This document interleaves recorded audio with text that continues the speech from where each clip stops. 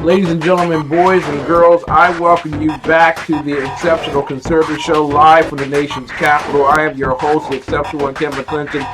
I want to thank my great bouncer in chief, Mary Brockman, in the chat room. I know Mrs. Biggs in here watching as well. If you, ladies and gentlemen, if you are already shocked and appalled from us showing the video earlier of the knockout game, I got a few more videos, but I want to have a very crisp and clear discussion with somebody who understands what we're up against and what we need to do to go in the right direction. I want to introduce to some and present to others a man of great writing skill. He has 2 #1 bestsellers, White Girls Bleed, and as well, this particular book that we'll be promoting tonight, Don't Make the Black Kids Angry. He is none other than Colin Flaherty. Colin, thank you so much for being with us tonight. I want to. Honored to be with the Exceptional Conservative.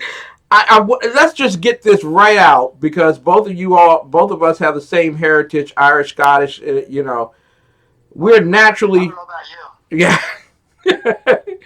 We are racist, and you're racist, and you hate black people, and you're just picking on black people, and you should be ashamed of yourself for picking on black people. It's because the man has kept us down for all these years of slavery, and that's why we still are doing crime. What say you, sir? Well, the great Thomas Sowell defined racist as any conservative winning an argument with a liberal. and so what I do in my books and videos, podcasts, every day, I document the greatest lie of our generation, the hoax of black victimization and white racism. So I'm just documenting this black violence, crime, dysfunction, mayhem, chaos, and I'm contrasting it with what we're hearing in the media. I mean, this is all fresh stuff, contrasting it with everybody saying that, hey, black people are just relentless victims of relentless white racism all the time, everywhere. That explains everything. That's the greatest lie of our generation. We break that up every day. Now, you have a background in law enforcement, am I correct? No, I was supposed to be a hotshot reporter back in my day. Okay, a hotshot reporter, but you dealt with a lot of law enforcement issues and concerns. I think sometimes I couldn't get arrested for murder in places like Chicago. So cops follow my channel. They just feel like somebody's speaking plainly about this in a way they would if they could. And that's the point I want to get to. Law enforcement over the past 50 some odd years has changed significantly, and it moved to something called in the late 70s, early 80s onward, to something called community policing. And I want to ask you, how has that impacted the whole concept of dealing with real crime in urban America? Well, it's really killed it. Because here, all of a sudden, we don't have, all of a sudden, there's some kind of moral equivalence between cops, the good guys, and the black people committing the overwhelming amount of crime in this country. And there's some kind of moral equivalence, and if we could just get the cops to be nicer people, then the black people would like the cops, and everything, the black people would stop bunking white people over the head, just for the hell of it. So we've seen one version of that or another today. And I just always ask, because, has that worked anywhere? Yeah, exactly. And so the whole idea of crime, should it be something that we universally understand? Like, if I hit you, not because of the color of my skin, but if I hit you, that's assault, and you hit me, that's assault. There should be a punishment for that. People are always asking me for solutions, right? And yeah. Like, okay, Colin, I want you to give me your 1 million page plan with 1 million steps, And I have to tell them, it's like, yeah, that's already been tried and failed a million times. So why don't we just go back to Colin's solution that if you bump me on the head, you're going to jail. How's that sound? That's brilliant. Absolutely Yeah, I'm brilliant. a genius. I know. I thought that up by myself. See, you're gonna get a Nobel this year for that.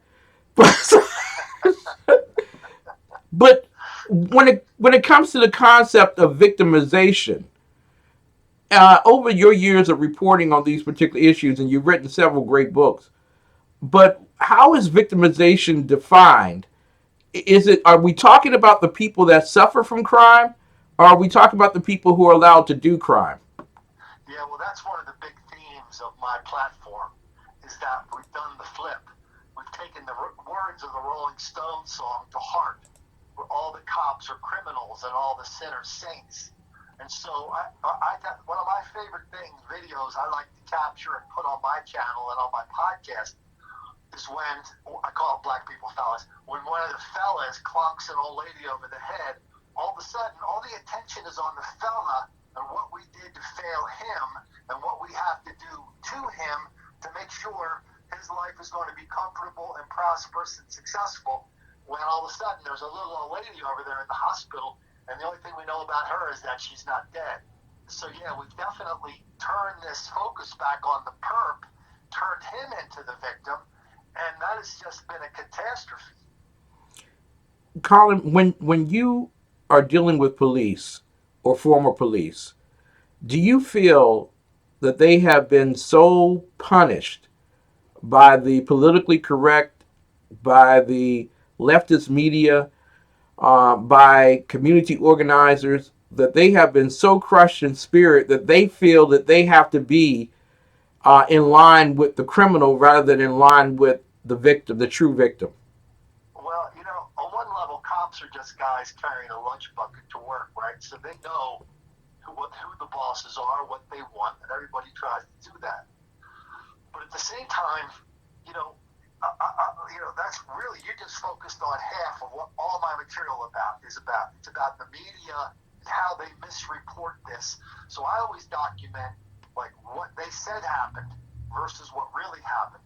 But really, what the cops are getting assaulted with every day is the harassment, the threats, the violence, the scorn, the murder, black on cop. Every day the cops are confronted with this. And I'll tell you something, I talk to a lot of cops. Yeah. A lot of them, man, they're shell-shocked. They're PTSD, period. Just like a lot of bus drivers are, just like a lot of firefighters are, just like a lot of white teachers are who go into these black schools and they are just shell-shocked. Done a lot of videos on that. Man, Baltimore, St. Louis, Kansas City, Chicago, Philadelphia. These teachers are just, they're just under constant bombardment, and they can't get anybody to like look at them and say, "Hey, we're under attack. Are you going to be on my side?" The answer is no, because it's your fault. Mm. Now, I've been not only have my personal experience where we lost our own daughter to in the community. She was killed. Yeah, I'm so sorry to hear that. yeah. She was a great reporter coming home from work, and she was killed getting off the bus. Um, but it seemed in that particular case and others like it that while there were a great many sorrows for us as a family that we lost our daughter, what seemed to be is a great amount of silence in urban America or the black community not to give up the perp. I feel sorry for you. I'm praying for you. I want to go to the funeral with you, but what I know I'm not telling. Is that part of the victimization process of both the perp as well as the victims in our community? Oh, 100,000%. Mm-hmm. And because the people who are the true victims, the guy lying on the sidewalk bleeding, he doesn't want to become a victim twice by stating the obvious, which is there's a pattern of violence in this neighborhood, in our city, and it's black on white, and it always involves a black person. There's a pattern there. If they say that, then they will become the victim. You know, there's been 3 stories this year. I've probably done 10 or 15 focusing on these stories. One in Rio, one in Group, one in the New York Times. It's about black women and how often they are raped. The numbers are crazy. Black women in college, 75% of black women in college have been raped before they go to college, and like 90% of them don't get reported. And so these 3 places, they all did the same story. It's like, why aren't black women reporting these rapes? And I will never forget this one line from Huffington Post. It says, black women have been trained at an early age to protect the race at all costs. Wow. And so you've got people at like Spelman College in Atlanta. The girl was raped by supposed to be a nice guy.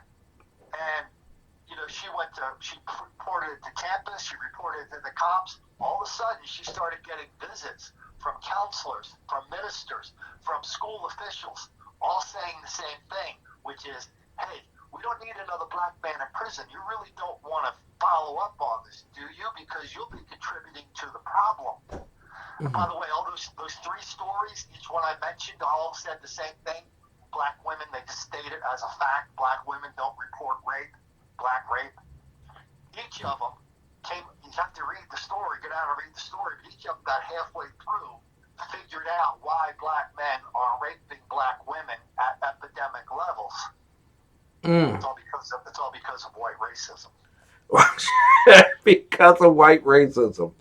Now, as a black man who is a conservative, if I come out and I say these particular things, that we have a real heart issue. We don't have a crime issue. We have a heart issue, because the greatest crime is what we have done to the minds of our children. We have turned them against what the law is about and what it should be about, enforcement and knowledge of what the Constitution is.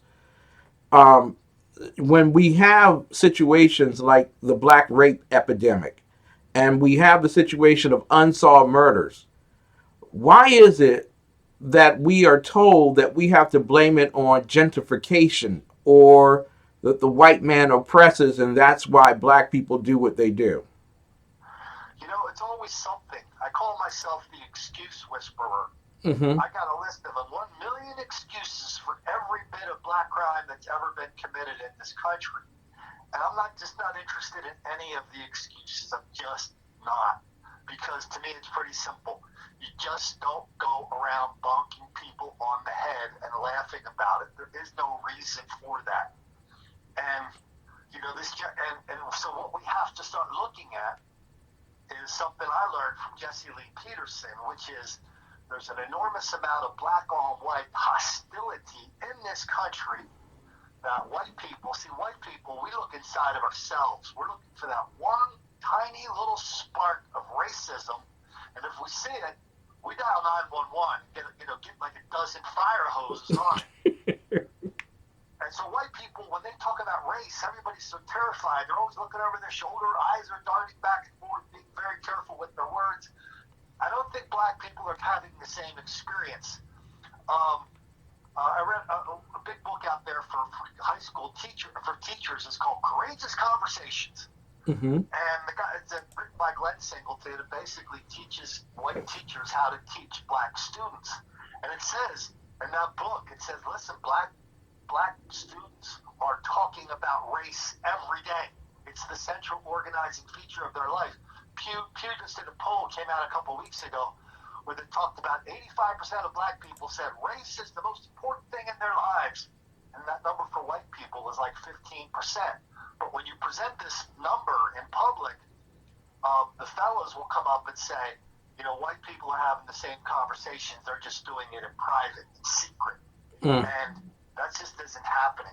Exactly. I want to go back to something that you had mentioned earlier, and that black women don't admit rape. They don't go and have it prosecuted. They don't tell law enforcement, and that they are subjugated by leaders in their community, college professors, counselors, pastors, educators, their own parents sometimes, because of this commitment, this allegiance to the color of one's skin rather than on the character of the person.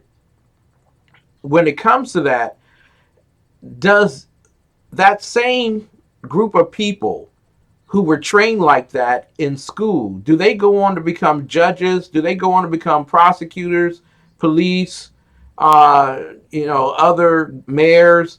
Do they grow up and become those people that implement that type of strategy in their community?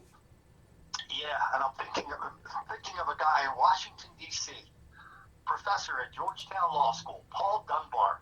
He was the hero of the month in Washington about a year ago. He wrote a big column for the Washington Post, and it was about racial jury nullification.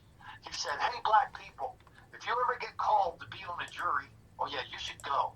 And when you're sitting on that jury, if you look at the defendant and you decide that defendant is sitting there just because he's black, then you don't have any obligation to vote to convict that person." That's called a Bronx jury. That's a thing that people have studied. Black juries tend not to convict black defendants. So many stories like that. So many stories like that. Listen, when I play clips, and later on this evening on my show, I'll be playing some clips that exemplify what you're speaking of.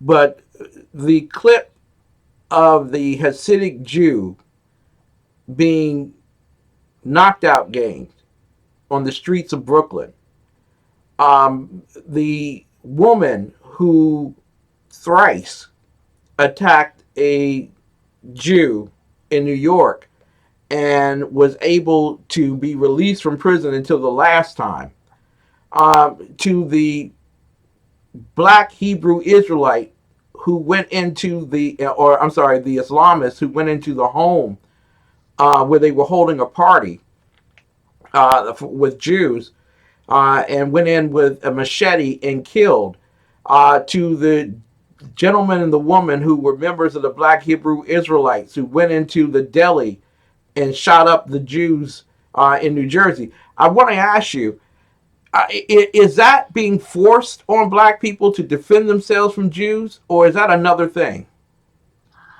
Well, by reading the newspapers and by listening to black leaders, including school board members and some NAACP officials in New Jersey, yeah, you would think that somehow black people don't have any other option other than being hostile and violent to Jewish people. And it's amazing to me all the violence against Jewish people in Williamsburg in New York, and how often this enormous pattern, but how hard these reporters have to work to pretend there is no pattern. But I also, on my podcast, I've called out the Jewish leaders of that area too, because they won't call them out either. Why? Oh my God, why? Because it's kind of the okay, everybody knows the Stockholm Syndrome, but a lot of people don't know the punchline to it. So the Stockholm Syndrome, of course, comes from a bank in Stockholm where these guys took these hostages, prisoners. Then pretty soon, during the hostage negotiations, the hostages were sympathizing with their captors. And the reason, the punchline is because the hostages are grateful that the captors, the criminals, didn't do more to hurt them because they had the power to do it, but they didn't. And so we get these stories out of Williamsburg where the victims, a lot of the Jewish victims, they're afraid if they step up and say, "Hey, why are black people targeting Jewish people for violence in New York City and lots of other places around the country?" They're afraid somehow that's going to make it worse. And if we were just nicer to black people, they would stop targeting us. Wow. Wow. That is really sad. It's sad, and it's kind of this whole thing where we just refuse. A lot of people just don't see how really bad this is.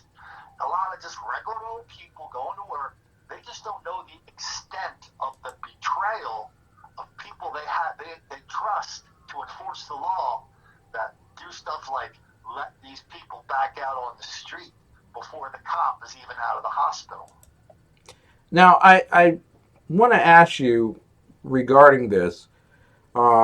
As we come to a close, we have a few more moments, but I got to have you come back. You are so on point with this particular thing, unapologetically and not politically correct, and that's why I appreciate you greatly.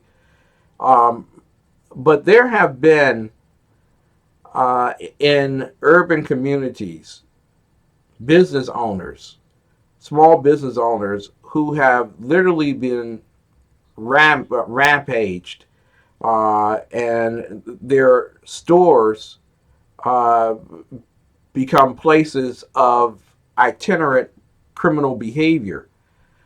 And it's flash mobbing. And so, what I want to do real quick before you answer my question, because I know you're itching to give this answer, but I'm going to play this clip right here of a flash mob that occurred in Washington, D.C. last year, and no arrests were made.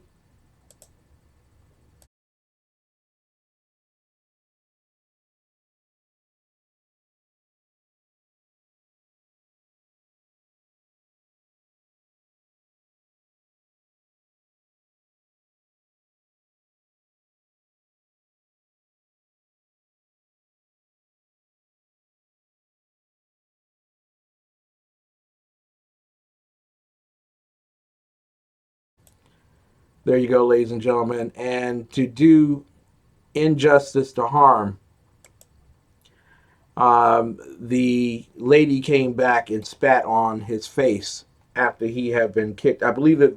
I'm sorry. There was one arrest in that entire tribe. Um, Colin, am I a racist for saying that this is happening in other places like Philadelphia and others, and that it has nothing to do with slavery and it has nothing to do with Jim Crow? It has everything to do with uh, the false teaching of victimization in urban America? Yeah. Everybody believes that is full on 100% no good person. Mm-hmm. And what a betrayal that is to our fellow citizens. Just to and you talk about these stores, right? And Yeah. now, I mean, all these big boxes are closing in the ghetto, and Michelle Obama will come out and say, it's a food desert because of these big bad store owners are leaving. They're leaving because their stores are centers of theft and violence in the store, out of the store, going in the store, leaving the store. I mean, why would, like, CVS, they just closed up a store in Chicago 2 days ago. The alderman is out there yelling at CVS because they should stay there, as if somehow CVS is walking away from this store, leaving all this money on the table because they have these racial problems. No, it's like you can't do business in that kind of environment. Exactly. Nobody will acknowledge that when I see these stories about stores closing. Well, let me be the devil's advocate here and say, well, don't they do that in white communities? Don't white people do that? Don't Asians do that? Don't Hispanics do that? They do the same thing, right? Why are you pinpointing blacks? Jesse Lee Peterson takes my videos out on the streets of Watts, and he'll show black people these videos. And he goes, "What do you think about that?" He always gets the same answer, 100% of the time. You know what that is? White people do it too. And so in my stuff, in my videos, in my podcast, every word is a challenge. I'm begging people, send me those videos of roaming bands of white people attacking black people or attacking stores. Roaming bands of Asian kids. Show me. We don't see them. It's always the opposite. It's very plain to see. You're mentioning that black kids angry. Don't make black kids angry. You know that our children have suffered from years of single motherhood and abuse, and they have been in poverty for so long. Uh, shouldn't they have a right to be angry? And shouldn't we be careful enough to listen to them and try to help coach them, counsel them through all that? Yeah, if that worked, it would have worked 50 years ago. And so we're really telling these kids that, you know what, it's not your. We're telling them the most dangerous thing, the worst thing we could tell them for them. It's not your fault. You are not responsible. God, how could you tell somebody something, as a conservative, how could you tell somebody something worse than that? Yeah. No personal responsibility at all. It's not your fault. It's your daddy's fault who's not here. He's in prison. He's committed a crime. And it wasn't his fault either. I want to ask you, Colin, how can people get your book? How can people hear your podcast? I think that you're one of the most effectual messengers outside of my community in terms of this. You're honest and without regale. You're not trying to be, sensational. You're saying, here's the problem, here's the solution too. Fix it. So my stuff's easy to find. Just go to any search engine, put Colin Flaherty book, podcast, whatever. I'm the easiest guy to find on the internet. Amazon took one of my books down. That's going back up pretty soon. So I've got a ton of stuff out there. I find my podcast has been going bonkers lately in a good way. So maybe that might be a good way to start. There you go. Don't make the black kids angry. Ladies and gentlemen, one of the great things that you will have to do in your lifetime is teach your children personal responsibility and that there are consequences for every action. I'm quite certain that would bring the crime rate down and you wouldn't have over 300 people killed in Baltimore every year. Ladies and gentlemen, Colin Flaherty, thank you so much for being with us tonight, sir. Great to be with you. Don't make the black kids angry. We'll be right back right after this break.